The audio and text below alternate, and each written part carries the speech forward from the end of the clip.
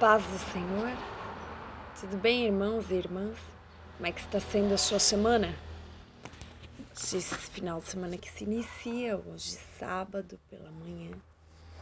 E quero compartilhar com vocês a palavra que estamos meditando, que são os Salmos. Salmos de número 18. Amém? Glória a Deus. Aleluia. Salmo de número 18. Lembrando que o livro de Salmos, ele testemunha a relação vibrante que existia entre Deus, o Deus de Israel, amém?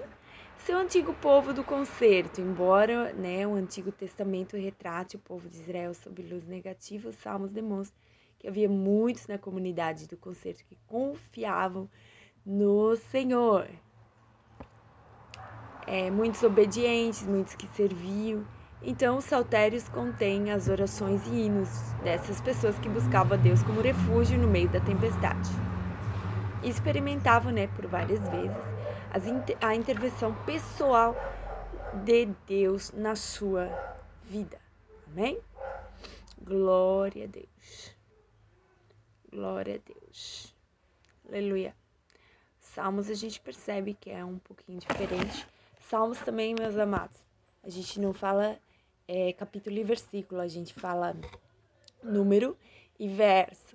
Mas como a gente é humano e a gente esquece, E só Jesus na causa da nossa memória, muitas das vezes a gente vai lá e taca ali capítulo e versículo, Mas eu sempre tento anotar na Bíblia e eu coloco daí assim, número e verso. Então hoje a gente vai ler o Salmo de número 18.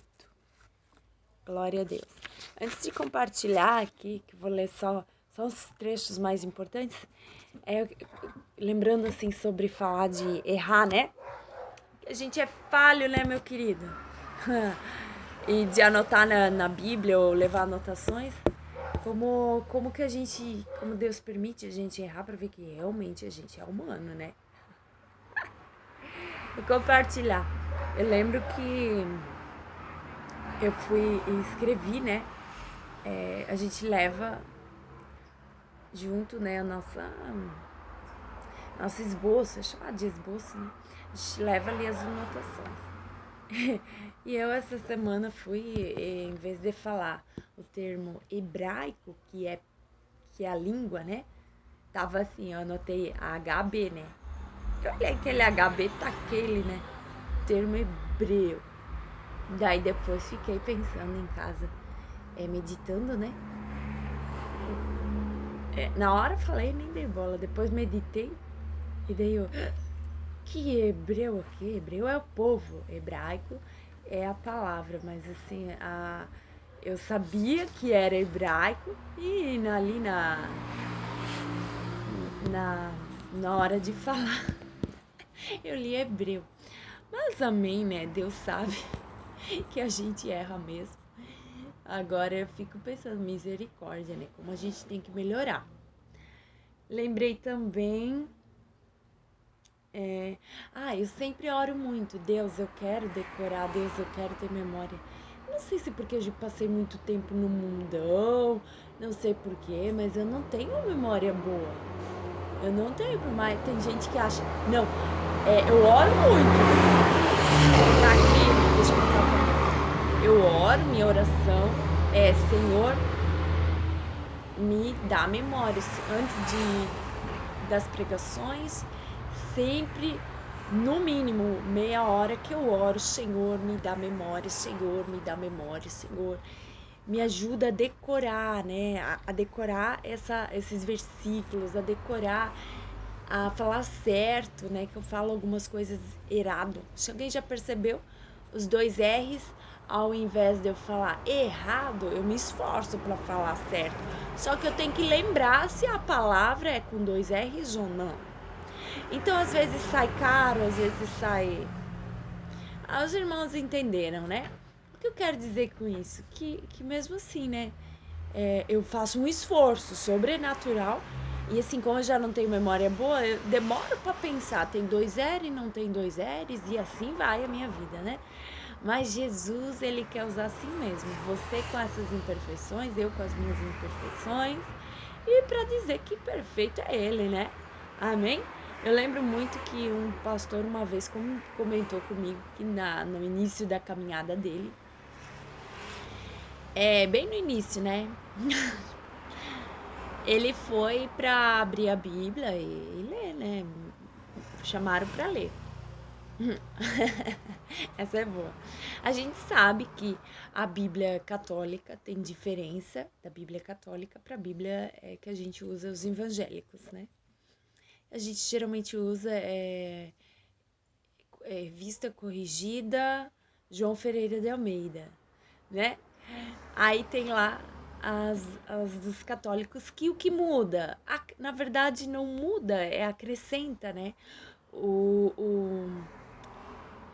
Na nossa, alguns dos livros não foram considerados inspirados por Deus. Quando eles fizeram o canon ali, alguns não foram. E na católica já eles aprovaram aqueles livros. Então, só acrescenta. Então, se você tem uma Bíblia católica, amém. Não precisa trocar de Bíblia e coisa e tal, se não tem. Usa aquela. Só que, pro teu início de caminhada, para você saber, vai ter alguns livros aí que você faz lá um xizinho que não é, né, que os evangélicos usam. Amados, é só isso, tá? Se tu for ler ali, eu nunca vi nada de outras coisas, a não ser que agora tiraram alguma coisa, mas a princípio daí seria só acrescentar mesmo. E ele leu justamente, eu não lembro qual que foi, se era Macabeus, Eclesiástico, não sei, né? Mas ele leu algum dos livros que não tem para os evangélicos. E ele não sabia, ele continua, ele leu. O pastor lá na época não corrigiu ele na frente de ninguém, né? Só depois chamou no cantinho, né? E daí falou pra ele. E o que eu quero dizer com isso? Que a gente fica botando muito obstáculo. A gente não faz porque não sabe, a gente não vai porque não sei o quê. Amém. Temos que estudar? Temos. Só que se eu ficar, nunca ir, porque eu falo os R's errado, então eu nunca vou, porque mudar também só com a acompanhação, acho que de uma fonoaudióloga. E, meu amado, no momento, isso é bem o de menos, né? Porque assim, adianta-me falar uma coisa toda certa, se falar difícil. O importante mesmo é ter Jesus no coração. Ó, presta atenção. Jesus no coração. E aí sim, o que sai da tua boca, né, são palavras que mesmo com a pronúncia errada, mas vai descer no coração, vai causar um efeito e você vai estar fazendo a diferença. Isso não é desculpa para você não estudar, tá? Mas eu tô falando que vai fazendo assim e vai se aprimorando. Deus não está buscando perfeição. Eu nunca vi Deus buscar perfeito. Deus buscou e olhou pro coração, né? Quando Deus escolhe Davi, nem os irmãos acreditavam. Então, assim, Deus olhou o coração. Porque nem os irmãos acreditavam, nem seu próprio pai, tudo indica que ele nem foi chamado, né, para aquele dia. Amados, nem o próprio profeta, nem o próprio profeta, nem o próprio profeta Samuel acreditou.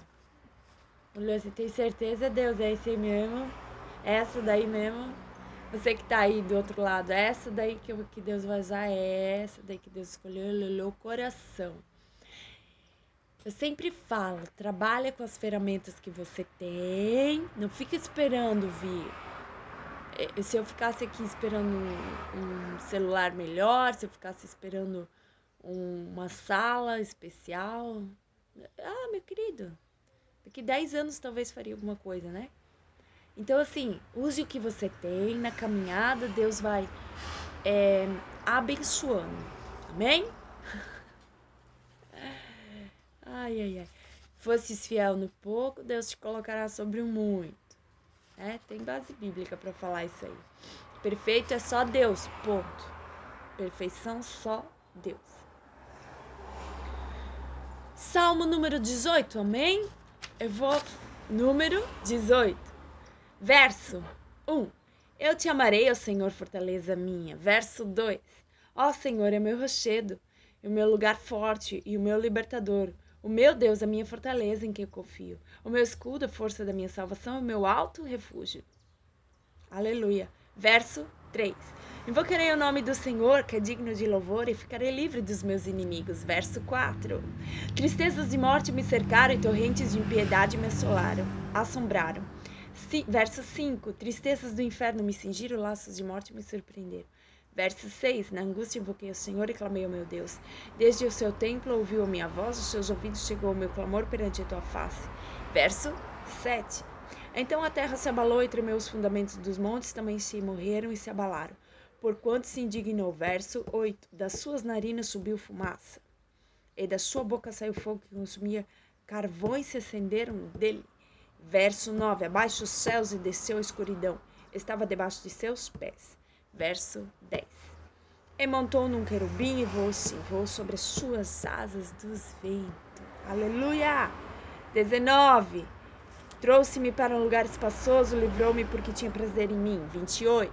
Verso 28. Porque tu acender a minha candeia, o Senhor meu Deus iluminará as minhas trevas. Verso 32. Deus é o que me cinge da força e que aperfeiçoa o meu caminho. Aleluia!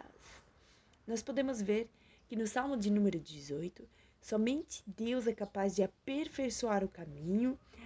Aleluia! Como a gente leu, para que nós sejamos capazes de enfrentar espiritualmente a força do mal. Aleluia! Fala de Deus extremamente ativo no céu e de um homem que é Davi, tudo se diz que aqui quem escreveu é Davi.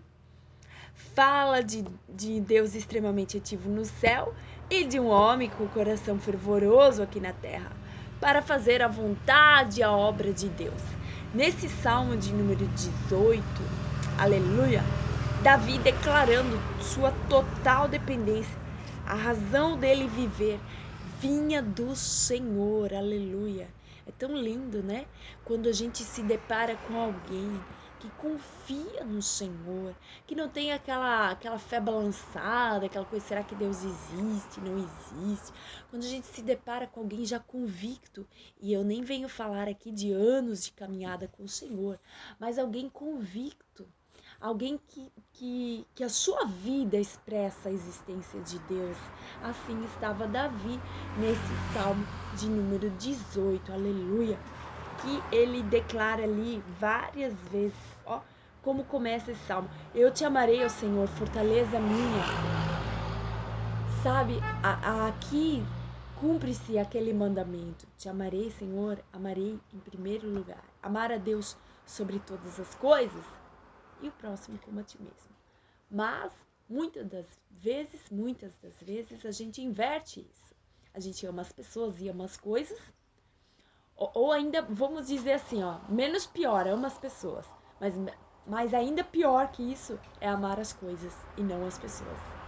A gente tem que usar as coisas e amar as pessoas, mas acima disso, amar a Deus sobre todas as coisas. Ficou claro? O certo é amar a Deus sobre todas as coisas. Amar o próximo como a ti mesmo é o segundo. Então, se Deus colocou um primeiro e um segundo, ele não disse... Porque assim, hoje em dia, eu até... Pensa comigo, hoje em dia a gente vai... É difícil. Tem, mas é difícil. Alguém que se encurva numa estátua ou que tem Amados, o problema não é ter uma estátua. Eu posso ter uma estátua. Vamos dizer que eu tenho uma estátua aqui atrás. Não vou ter. Eu não tenho, né? Mas digamos que eu tenho uma estátua aqui atrás. O problema nem é ter estátua. O problema é o sentimento que você cria por aquela estátua. O sentimento de acreditar que você é estátua e fala com a estátua e entrega as coisas.